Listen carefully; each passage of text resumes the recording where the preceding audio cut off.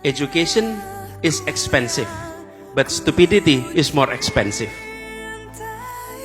Education is expensive, but ignorance is more expensive.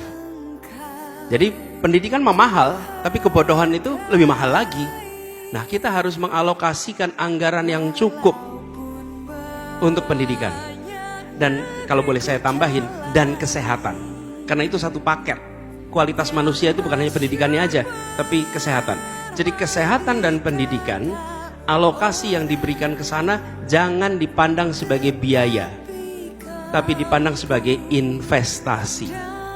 Kalau investasi, maka kita menentukan mau dapat apa besok.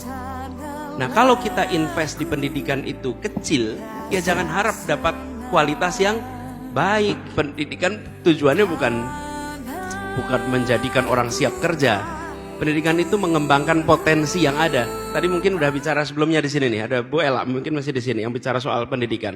Itu mengembangkan potensi, dan yang harus ditumbuhkan adalah karakter. Itu yang paling dasar. Karakter moral maupun karakter kinerja. Itu yang paling utama.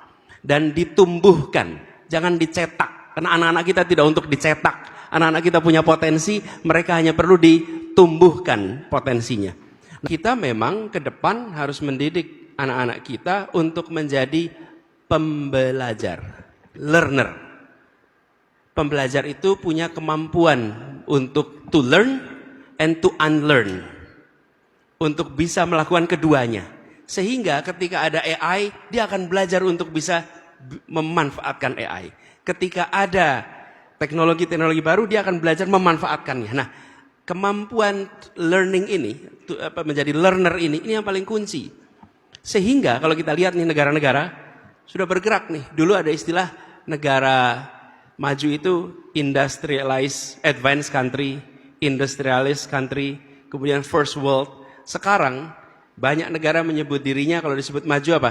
A learning nation, a learning country. Itu artinya negara yang terus-menerus akan keep up dengan perubahan yang terjadi. Jadi kalau kita mengajarkan kepada anak-anak, bukan mengajarkan sesuatu yang pasti besok terjadi. We cannot predict the future. 10 tahun yang lalu nggak ada yang membayangkan AI seperti sekarang. Jadi kalau kita mendidik anak kita 10 tahun yang lalu juga nggak tahu. Tapi kalau kita mendidik anak-anak kita untuk menjadi learner, apapun yang terjadi di depan, dia akan bisa mengantisipasi dan memanfaatkannya. Gitu kira-kira jawabnya. Baik, bagus sekali. Bagus sekali jawabannya. Berbobot sekali ya.